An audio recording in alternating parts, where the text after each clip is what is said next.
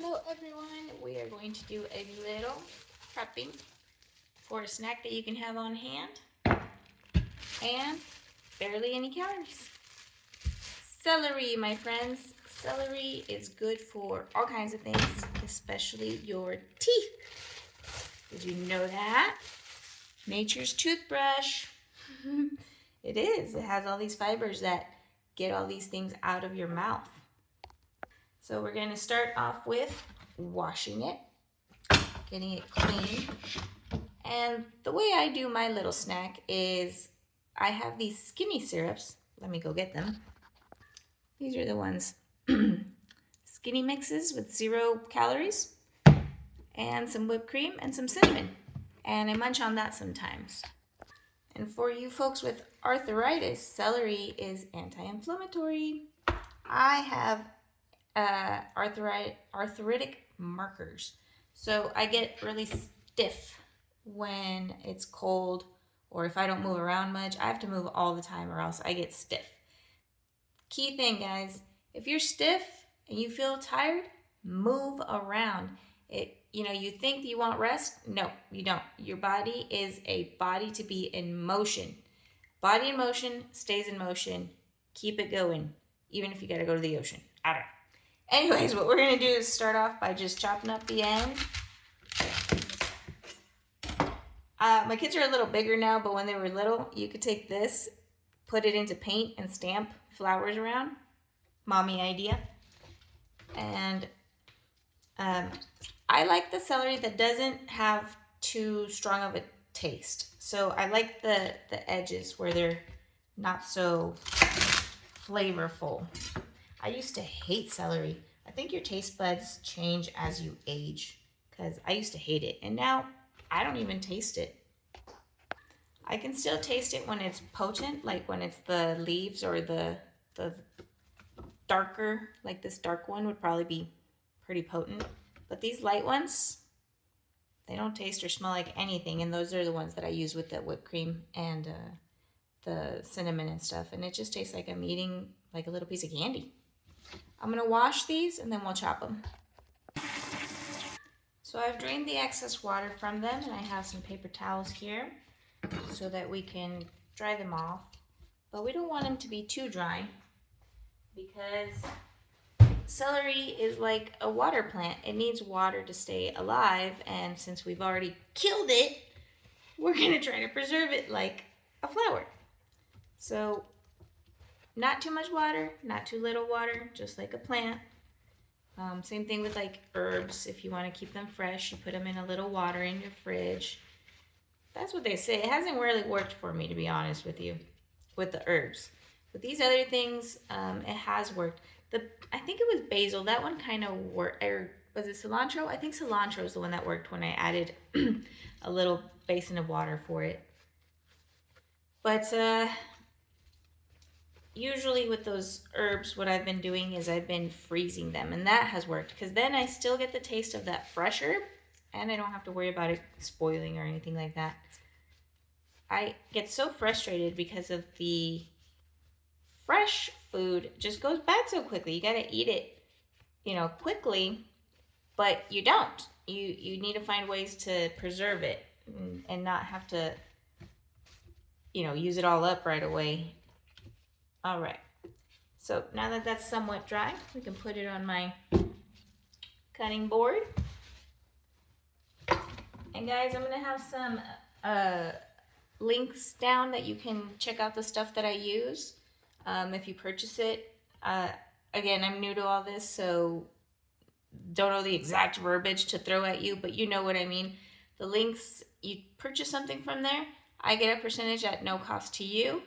I'm just sharing what I like, and then you guys can purchase it, and I can keep doing these fun videos that are peaceful and happy and full of joy and teach you a little bit. So asparagus is very good for you because it has so much fiber. It helps your teeth, like I said.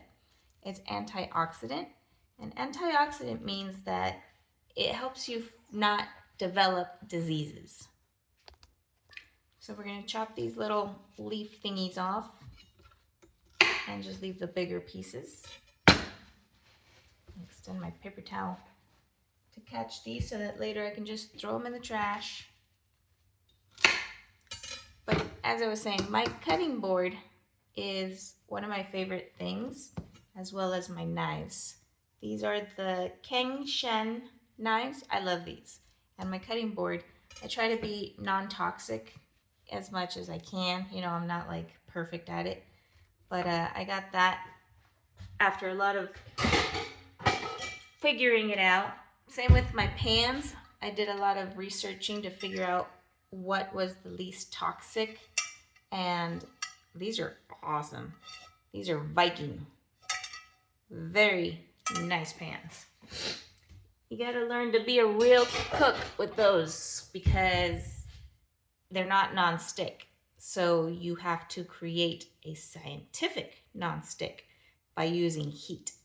So once those pans are hot, like really hot, and you throw a little water on there and it turns into a ball and it floats around, you have created separation and then it's non-stick. Isn't that crazy? But you gotta get it right. So, like I said, I'm gonna just put these little nibbles over there. And then we're gonna put it into my Tupperware, which is another thing that I love, these Rubbermaid glass Tupperware. I used to have the plastic ones, but, and they lasted forever too. But eventually they'll stain or they kind of end up getting a smell. These, nope. These are awesome. And they're super non-leaky.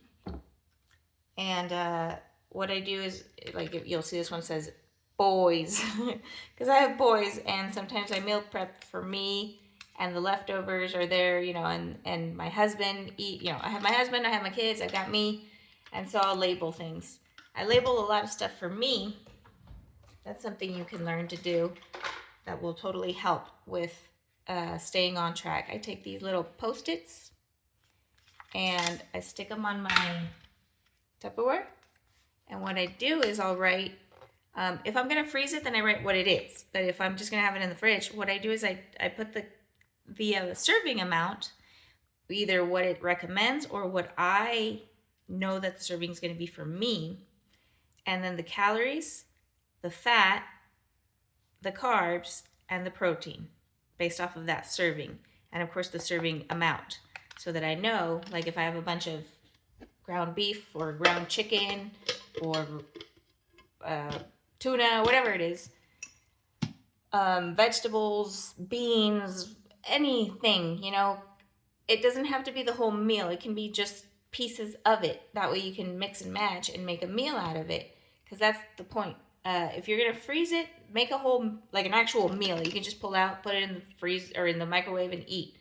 But other than that, you know, have ingredients and then just label them, because you're not gonna keep the can, you're not gonna keep the packaging, just label it. And then when you're gonna assemble, because that's a lot of the things that I wanna do is just assemble. That way it's quick and easy and it's done.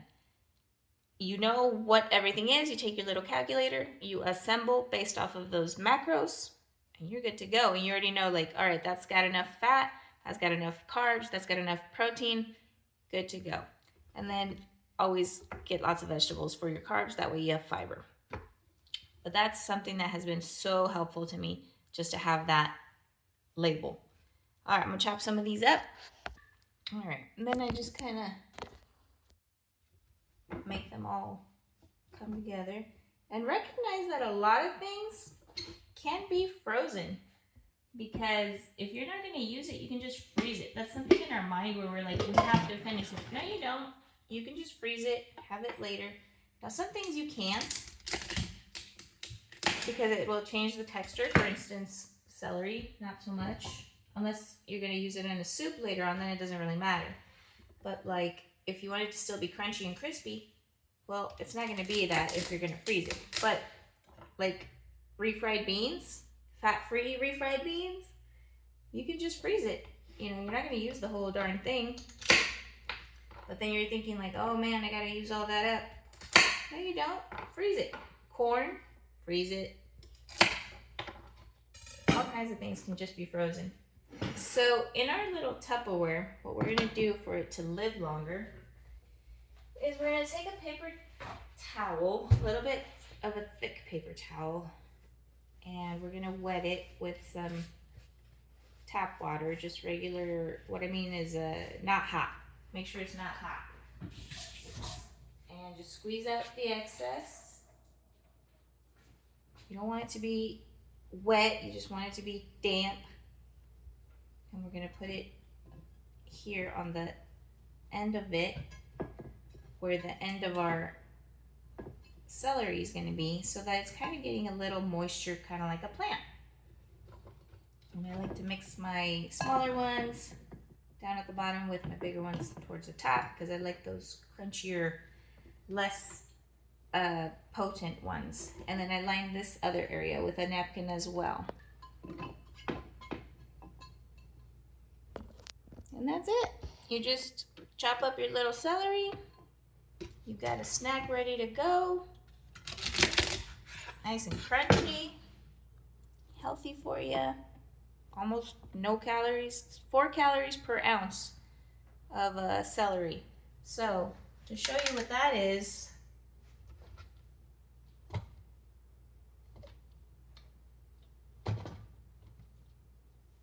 1 ounce of celery.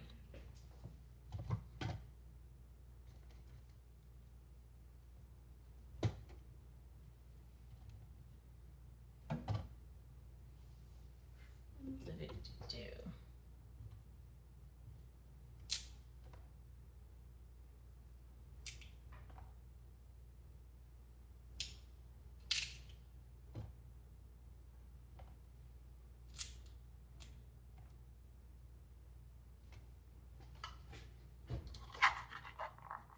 Be aware of what things look like, you know? That's 1 ounce. That's 4 calories. That's not bad. You know, it may look little there, but let me compare. That was 4 calories, right? Give me 1 second. Guess how many calories this little peanut friend is?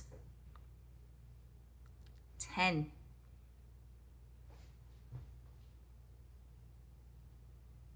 You see what I mean? 10, 4. A lot more. So, and it has fiber. This is nothing.